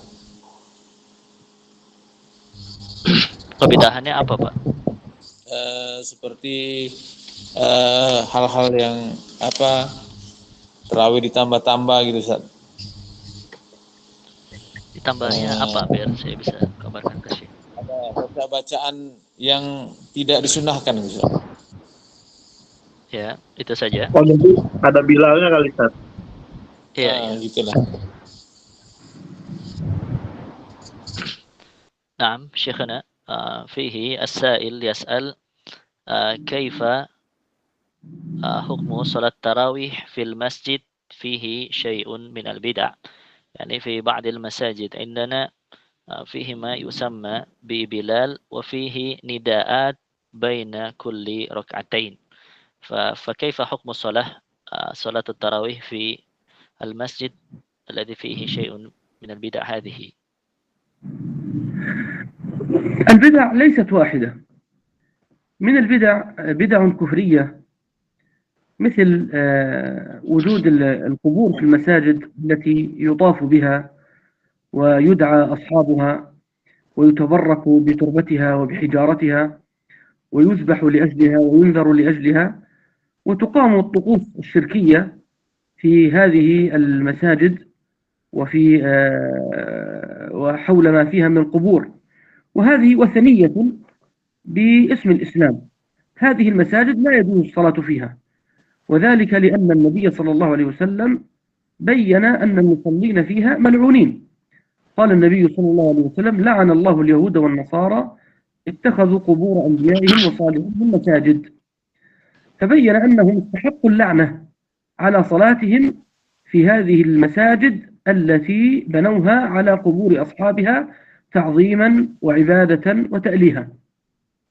ومن البدع بدع مغلظة أو بدع مخففة، فهذه نقول الأفضل لك أنت بصفتك مسلما موحدا متبعا محبا لنبيك صلى الله عليه وسلم ولسنته أن تبحث عن المسجد الذي تعظم فيه السنة وفيه العلم والتقوى والصلاح، أن تبحث عنه. ولله الحمد والمنة، المساجد كثيرة، لكن إن لم يتيسر لك إلا هذا المسجد فالصلاة فيه صلاة صحيحة، ومن قواعد أهل السنة والجماعة التي خالفوا فيها أهل البدع والفرقة أن الصلاة خلف كل بر وفاجر، وأن الأئمة يصلون، فإن أحسنوا فلنا ولهم، وإن أساءوا فلنا وعليهم، وأنه من صحت صلاته لنفسه يعني فقهيا فقد صحت صلاته بغيره. ولكن الأفضل كما قلنا لك أن تبحث عن أهل السنة وتكثر سوادهم وتجالسهم، فإن الصاحب ساحب، وقل لي من تصاحب أقول لك من أنت. نعم. Syekh menjawab bahwa bid'ah itu tidak satu tingkatan ya. Bid'ah itu tidak satu tingkatan, akan tetapi dia beragam. Akan tetapi di sini Syekh klasifikasi ada bid'ah jenis pertama yang itu bid'ahnya sudah sampai tingkat kufur. Ya, bid'ahnya sudah sampai tingkat kufur kepada Allah Subhanahu wa taala. Di situ ada masjid yang diagungkan, ada masjid yang dikeramatkan, bahkan masjidnya di situ diarahkan peribadatan kepada selain Allah, yakni kepada kuburan tersebut. Maka bid'ah yang sampai tingkat kufur, ya kita tidak salat sama sekali di masjid tersebut. Adapun jenis bid'ah yang kedua, yakni bid'ah berupa amalan, ada kalanya ya amalannya ya lumayan berat atau dia ringan, akan tetapi dia tidak sampai tingkat kufur. Ya, bid'ah yang tidak sampai tingkat kufur, maka yang afdal seorang muslim yang dia berusaha ittiba' sunnah Rasulullah, dia mencari ya masjid ahlu sunnah, dia sholat di masjid ahlu sunnah, di masjid di mana di situ diagungkan ya Al-Quran, hadis dan sunnah-sunnah Rasulullah SAW, dan dia memperbanyak jamaah ahlu sunnah kalau dia mampu untuk melakukannya. Tapi kalau dia tidak ya sholat di masjid yang ada bid'ah seperti itu, maka sholatnya insya Allah tetap sah. Ya, sholatnya insya Allah tetap sah, sebagaimana keyakinan Ahlussunnah, bermakmum kepada imam yang baik adapun yang buruk, maka tetap sah sholatnya menurut keyakinan Ahlussunnah wal jamaah. Yusalluna lakum fa in akhta'u falakum wa alaihim fa in asabu falakum wa lahum. Imam sholat itu mengimami kalian, kalau imamnya salah dia yang dapat dosa, makmum dapat pahala, tapi kalau sama-sama benar maka sama-sama dapat pahala. Yani masih tetap sah sholatnya dari fatwa syekh tersebut. Nah, tafadhol kalau masih ada pertanyaan. Boleh Ustaz? Soal lagi Ustaz? Ya, silakan. Kita Abrul Rasail mawjudah. Yang Rosail ana tidak bisa tampilkan Ustaz, mungkin settingannya agak salah. Tafadhol Ustaz Marwan, kalau mau dilanjutkan yang pesan-pesan tadi. Ana tidak bisa melihat itu. Ana alladhi aqra'u bas. Atau saya bacakan? Nah, tafadhol. Baik. Iya. Huna soal nahdus. Ana aqra' ar-risalah. Al-awwal kathiran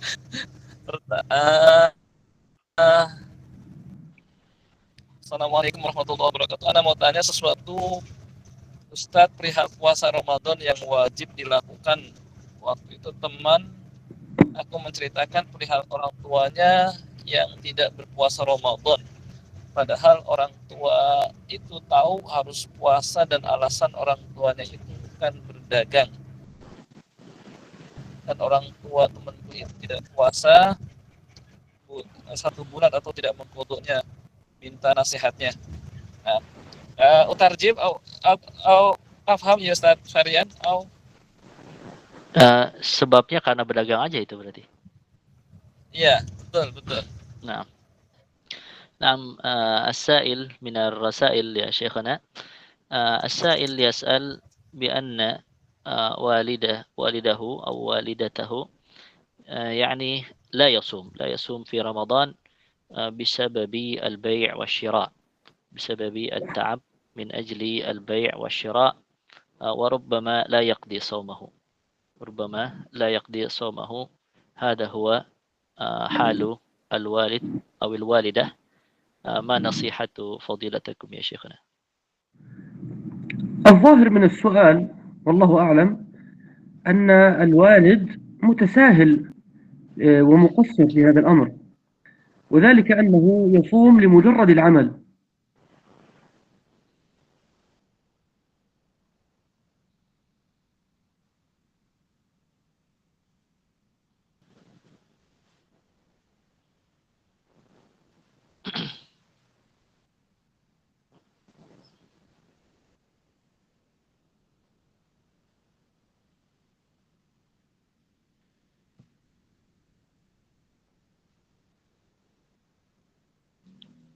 Mohon sabar sejenak, kita tunggu Syekh untuk bergabung kembali.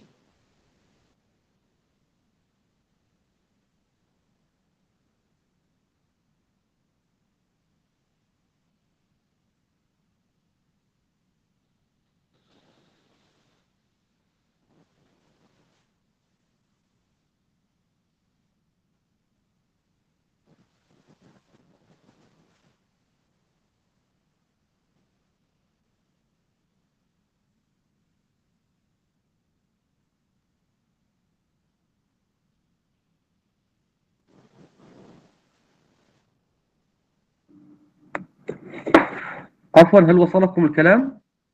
نعم الآن يسمع يا شيخ، لكن الجواب من الأول هذا انقطع الصوت. نعيد الجواب إن شاء الله. نعم. قلنا الظاهر من سؤال السائل أن والده متساهل ومقصر، وذلك يظهر في أمور. الأمر الأول أنه لم يذكر مشقة في عمله، والأمر الثاني أنه لم يذكر ضرورة في عمله، والأمر الثالث أنه يقول ربما إن والده لم يقضي الصوم، وهذه أمور كلها تدل على التساهل والتقصير. حينئذ فالنصيحة لهذا الوالد أن يتقي الله تبارك وتعالى في عبادة ربه، فإن الصوم ركن من أركان الإسلام، وقد اختلف السلف في تكفير ذلك، واتفق المسلمون على أن ترك الصوم من الفساق، فالواجب عليه التوبة والإنابة والاستغفار والرجوع إلى الله، والعلم بأن الدنيا مهما كثرت لا تغني عن الآخرة. نعم. وكيف النصيحة تجاه الابن أو الابنة مع والديها يا شيخنا؟ والنصيحة لمن يعني ابتلي بهذا الأمر وينهى عن المنكر، يعني والده، ولكن برفق وحكمة ولطف وسكينة وطمأنينة.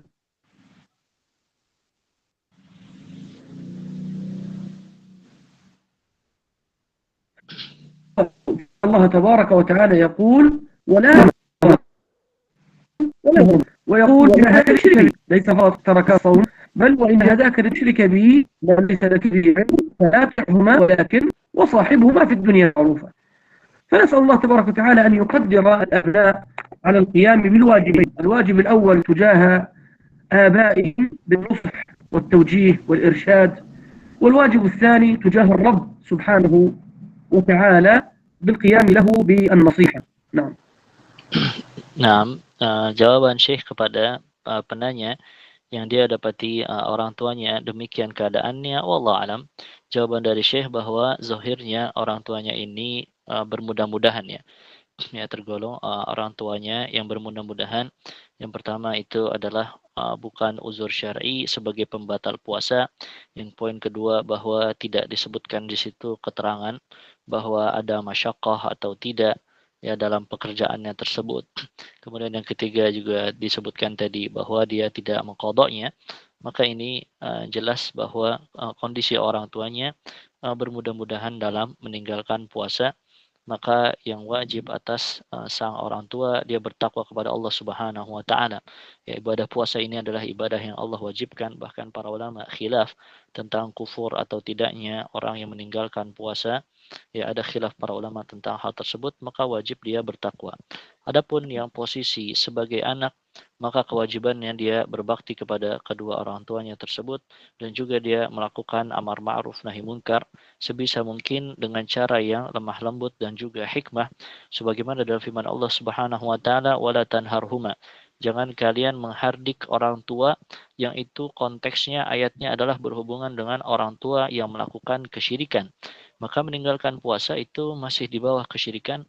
Tetap kita sebagai anak tidak boleh menghardik ya orang tua kita, akan tetapi kita memberikan nasihat dan juga amar ma'ruf ya secara lemah lembut dan hikmah ya dengan cara yang sebaik mungkin yang kita bisa.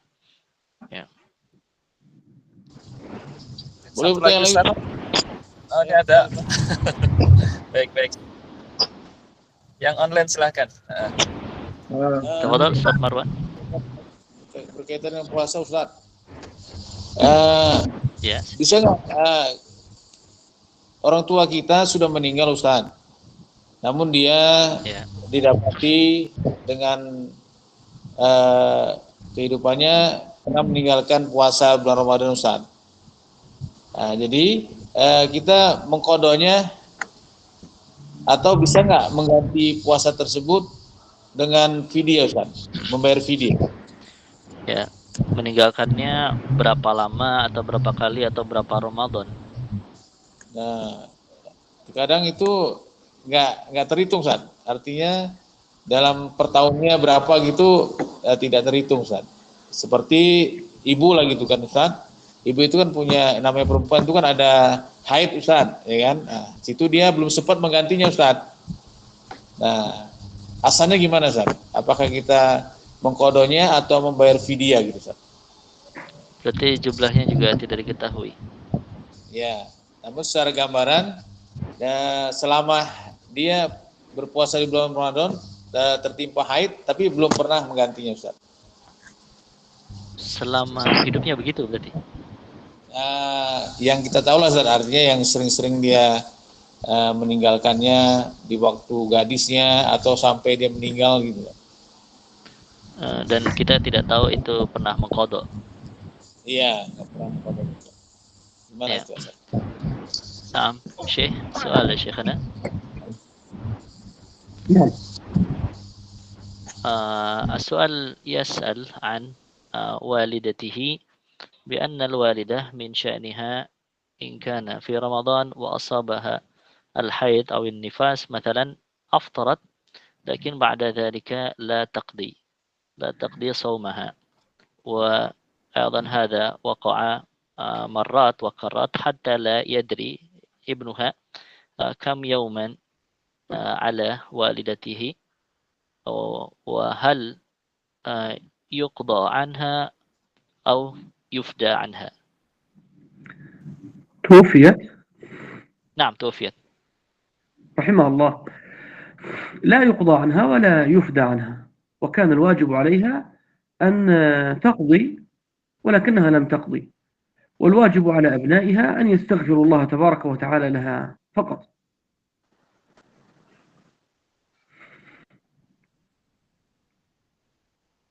نعم هكذا يا شيخنا. نعم. Kepada si penanya,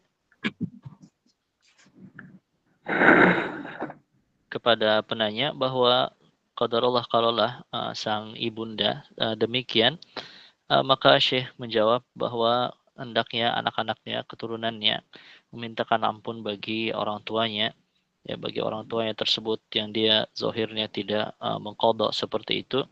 Ya, kemudian Syekh menjawab, apakah dipuasakan atau membayar fidyah? Maka Syekh menjawab tidak bisa, ya tidak bisa atau tidak perlu untuk dibayar qadha, tidak pula fidyah. Tetapi wajib istighfar. Hakikatnya yang wajib mengqadha adalah sang ibunda tersebut. Maka ya keturunannya hendaknya banyak-banyak memintakan ampun ya untuk sang ibunda tersebut. Baik, Ustadz, mungkin satu lagi ada pertanyaan, mungkin satu terakhir ini. Silakan, Ustaz. Yang dari risalah WA. Assalamualaikum. Apakah wanita haid boleh melanjutkan tilawah dengan menggunakan aplikasi Al-Quran di HP supaya tercapai target? Itu wanita haid melanjutkan baca dengan HP. Nah, as-sa'ilah tas'al ya syekhana. As-sa'ilah haidun wa aradat an taqra al-Quran abra al-hatif أو الجهاز هل جاز لها ذلك وكيف الأحكام تتعلق بها؟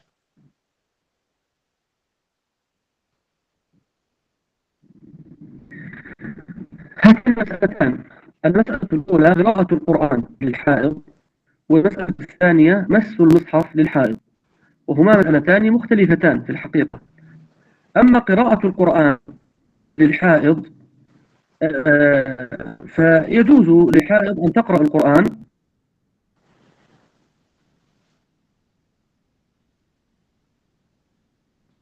يجوز للحائض أن تقرأ القرآن، وهذا اتفاق العلماء إلا من نذر منهم، يعني أغلب جميع العلماء يجوزون للمرأة الحائض أن تقرأ يعني عن ظهر قلب، وهذا ما دل عليه الدليل في الحقيقة، لأنها مكلفة أن تقوم بالعبادات ولا دليل على منعها.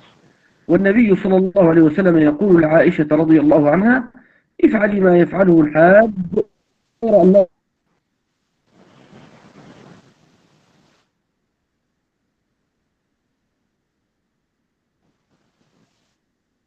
ببيته مع هذه مع هذين الأمرين، وهو قراءة القرآن. وأما مس المصحف جمهور أهل العلم على منع المرأة أن تمس المصحف، ويقولون إن قرأت تقرأ غيبا، ولكن الراجح والله أعلم والمسألة خلافية أنه يجوز للمرأة أيضا إن كان حائضا أن تمس المصحف. وأما قول النبي صلى الله عليه وسلم: لا يمس المصحف إلا طاهر، فالمقصود بطاهرها هنا يعني المؤمن، وذلك لقول النبي صلى الله عليه وسلم: إن المؤمن لا ينجس. وهذا لفظ من الألفاظ المشتركة، الطاهر لفظ من الألفاظ المشتركة، قد يقصد به الطاهر بمعنى الطهور من الطهارة من الكفر، أو الطهارة من الحدث الأكبر، أو الطهارة من الحدث الأصغر، أو الطهارة من النجاسات. هذه 4 أمور، وعلماء الأصول متفقون على أن اللفظ المشترك يعني الذي يعني أكثر من معنى لا بد أن يكون المقصود به معنى واحد فقط، معنى واحد لا أكثر، وهذا ليس من باب العموم وليس من باب الإطلاق، وإنما هو من باب الاشتراك، واللفظ المشترك لا يدل إلا على معنى واحدا، وبالتالي لا بد أن يعني نرجح معنى من هذه المعاني ال4. فالظاهر أن الراجح أن معنى قوله صلى الله عليه وسلم: لا يمس المصحف إلا طاهر، يعني إلا مؤمن. وأما قوله سبحانه وتعالى: لا يمسه إلا المطهرون، فهذا يتكلم، هذه الآية تتحدث عن القرآن في اللوح المحفوظ، والمطهرون هم الملائكة. أما الإنسان فليس مطهرا، بل هو متطهر، كما قال الله تبارك وتعالى: إن الله يحب التوابين ويحب المتطهرين. فالحاصل أن المرأة يجوز لها أن تقرأ الحائض يجوز لها أن تقرأ القرآن عن ظهر غيب، ويجوز لها أيضا أن تمس المصحف، ومن باب أولى يجوز لها أن تقرأ القرآن من الجوال أو من الهاتف، والله أعلم. Nah, kepada penanya, Syekh menjawab bahwa ini sejatinya dua masalah yang berbeda ya. Di situ ada poin pertama masalah ya hukum membaca Quran bagi wanita yang haid. Yang kedua masalah ya menyentuh mushaf bagi wanita yang haid.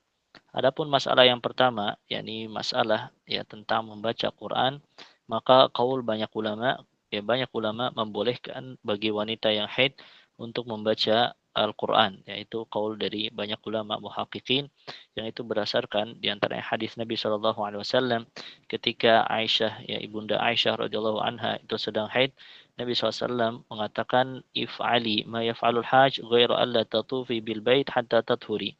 Silakan lakukan apa yang biasa dilakukan oleh orang yang haji, hanya saja kamu jangan tawaf. Yani di hadis itu wajul istidlalnya, Nabi SAW hanya melarang tawaf, tidak melarang tilawah Quran.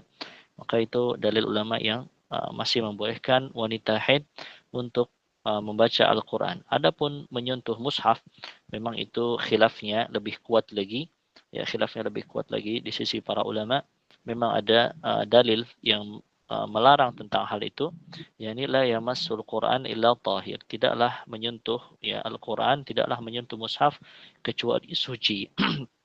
Hanya saja muskilahnya lafaz hadis itu, yakni illa tahir. Tahir itu adalah lafaz mushtarak, yakni lafaz mushtarak yang dia satu kata akan tetapi memiliki banyak makna. Dia memiliki banyak makna, bisa bermakna mukmin, bisa bermakna suci dari hadas, bisa bermakna suci dari najis, maka dia banyak makna.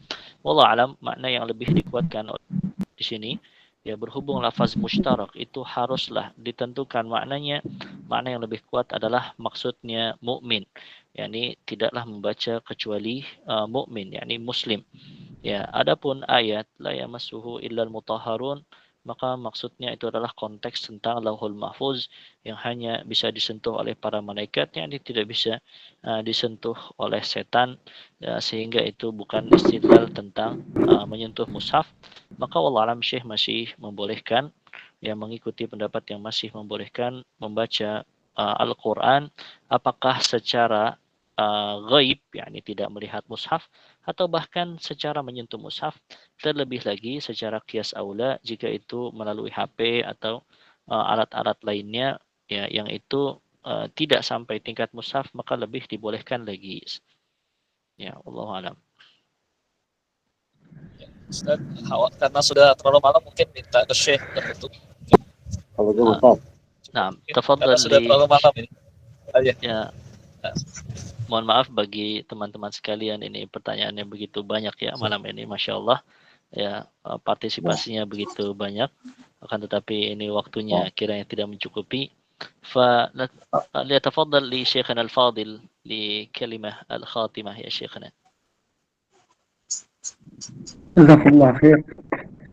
في ختام هذا المجلس أسأل الله تبارك وتعالى أن يجعله حجة لنا وأن يجعله حجة علينا، وأن يرزقني وإياكم العلم النافع والعمل الصالح. أما العلم النافع فهو كتاب الله وسنة النبي صلى الله عليه وسلم على فهم السلف الصالح، وأما العمل الصالح فما كان خالصا لله وما كان صوابا على طريق رسول الله صلى الله عليه وعلى آله وصحبه وسلم. وأشكر الإخوة الذين نظموا هذا اللقاء وأتاحوا لنا هذه الفرصة لنلتقي بهذه الثلة الطيبة المباركة من الإخوة المسلمين في إندونيسيا. وللمناسبة أنا الآن في إندونيسيا، أنا في الجو الوسطى الآن، وفي مدينة بلونجان على وجه التحديد، وسوف نمضي إن شاء الله تبارك وتعالى شهر كله في عندكم في إندونيسيا في مدينة بلونجان، نؤم صلاة التراويح بمسجد الإمام الشافعي عند إخواننا ها هنا. نسأل الله لنا ولكم التوفيق والسداد والهدى والرشاد في الأمر كله. صلى الله وسلم على نبينا محمد وعلى آله وأصحابه أجمعين. نعم. جزاك الله خير شيخنا الفاضل على هذه المحاضرة وهذه الكلمة الخاتمة. Ya Syekh menyebutkan sebagai penutup, semoga Allah jadikan ini hujjah bagi kita semua, bukan hujjah yang memberatkan, dan Allah jadikan majelis kita ini sebagai amalan saleh. Dan juga Syekh menekankan bahwa hakikat amalan saleh adalah amalan yang bersesuaian dengan Al-Quran dan juga sunnah Rasulullah SAW. Hakikatnya itulah yang tergolong sebagai amalan saleh, apakah dalam bab puasa maupun juga dalam bab lainnya. Dan juga Syekh jazakallah khair Syekh mengucapkan terima kasih kepada kawan-kawan semua dari Darul Quran was Sunnah yang membuat program-program seperti ini. Semoga Allah tetapkan kita di dalam jalan taufik dan juga istiqamah, baik di Indonesia, berhubung kaum muslimin lainnya barangkali tidak sampai untuk bisa menuntut ilmu seperti ini, maka Syekh juga mendoakan kita semuanya taufik dalam rangka menuntut ilmu dan juga thalabul ilm dan juga program-program seperti ini.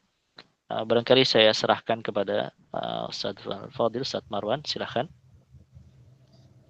Insyaallah jazakallah khaira ala hadhihi al-muhadarah al-mati'ah an-nafi'ah wa rafa'a Allah darajatakum ya syekhana wa jama'ana Allahu fi jannatihi al-firdaus wa nashkuru al-jami' al-ikhwah sekalian. Saya ucapkan terima kasih kepada ikhwah sekalian yang telah berpartisipasi, berhadir dalam kesempatan malam hari ini. Insyaallah kita akan adakan pada bulan berikutnya dengan tema yang baru. Dan sampai di sini mungkin yang bisa kita adakan, kurang lebihnya mohon maaf, dan kita ucapkan sekali lagi jazallah khaira syekhana ala hadhil muhadarah. Semoga Allah balas guru kita Syekh Jalal bin Ibrahim dengan kebaikan atas muhadarah yang sangat bermanfaat buat kita. Sampai di sini, ila liqa, nakhtatim bi du'a kafaratil majlis. Subhanakallahumma bihamdik, asyhadu an la ilaha illa anta, astaghfiruka wa atubu ilaik. Assalamualaikum warahmatullahi wabarakatuh. Waalaikumsalam.